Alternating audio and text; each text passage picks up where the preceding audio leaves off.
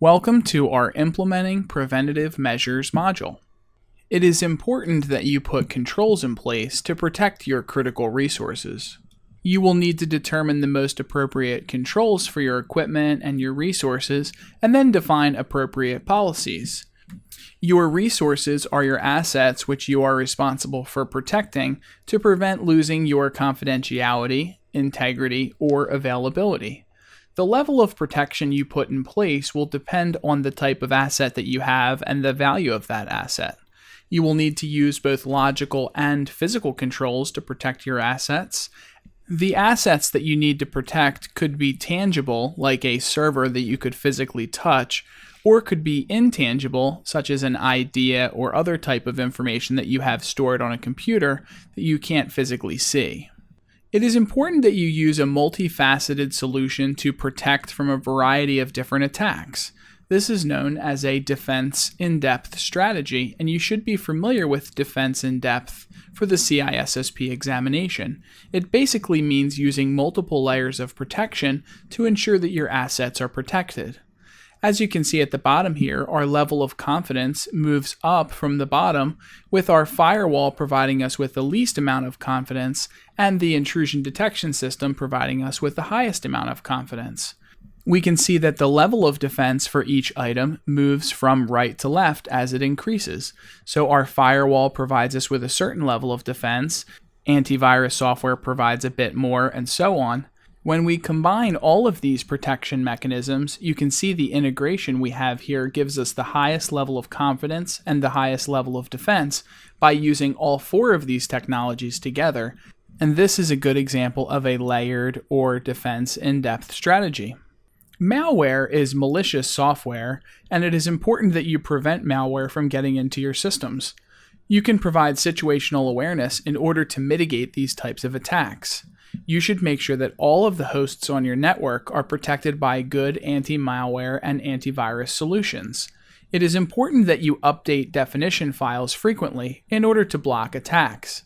Antivirus software works like a vaccine in that it can only protect you from specific viruses that the system is familiar with, just like a vaccine. Until the system is updated or until you receive a vaccine, it will not protect you from any new attacks or diseases. So it is important to keep this software up to date at all times. It is also important to make sure that your users receive training in order to prevent malicious software from getting on your computers. If you visit non-trustworthy sites, you will most likely pick up malicious software. A lot of infections occur by social engineering attacks where an individual is persuaded to click on a link by reading an email message, or perhaps they receive a phone call where an alleged IT person tells them to click on a specific link or go to a certain website. So it's important that your employees know that they should not click on links in emails or listen to individuals on the phone that they are not personally familiar with. Trojans are very common as well, so you should not risk downloading illegal software in order to save money. A lot of the software that can be downloaded illegally for free is actually malicious software that is disguised to appear to be a legitimate software package that people are interested in downloading. You should always follow the principle of least privilege and only provide your users with the minimum amount of privileges that they need to do their job. Your users should not have administrative privileges, and therefore they should not be able to install any software on your systems. It is important to make sure that your business can survive an incident to make sure that you have trusted recovery in place. It will help you to maintain your security and your functionality, and your most important confidentiality, integrity, and availability. With a trusted system, you will not be able to compromise your protection mechanisms or bypass them. And it's important to prepare your systems before an incident occurs for any failure so that you can easily recover this system and the data when an incident occurs. If you do fail, the system should not leave you vulnerable to a security breach. You should make sure that you're backing up systems frequently, and snapshots are helpful because they are point-in-time backups that can be used to return your system to a known secure state before an infection occurred, for example. It is also important that you keep an eye on your network traffic. Traffic analysis or monitoring with thresholds will keep an eye on your traffic and its patterns and determine what normal network activity looks like.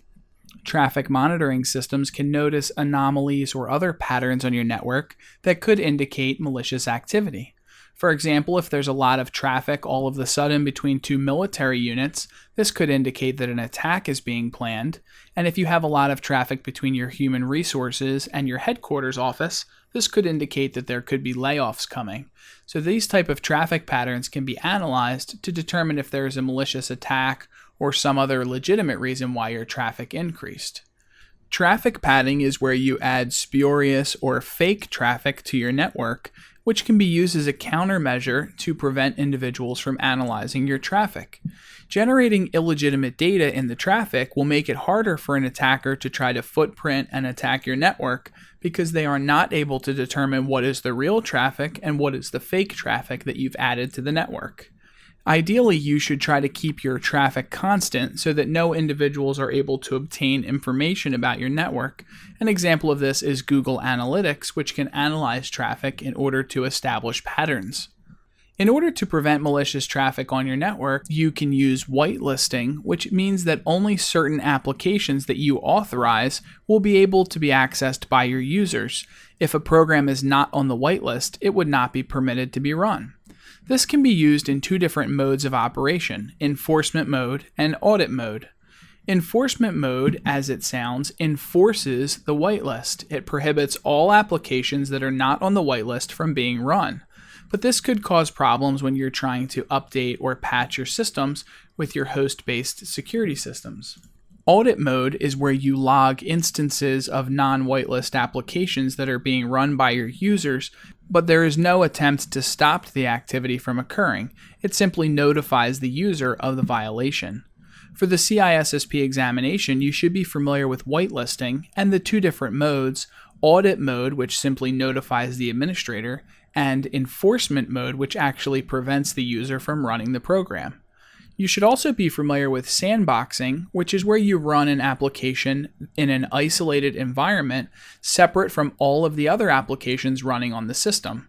It can restrict access to memory in the file system and other system resources, and JavaScript and Java applets commonly run in sandboxes, which provide an isolated memory area in the system's random access memory to prevent them from interfering with other programs.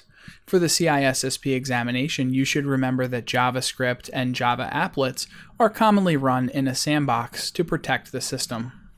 This concludes our Implementing Preventative Measures module. Thank you for watching.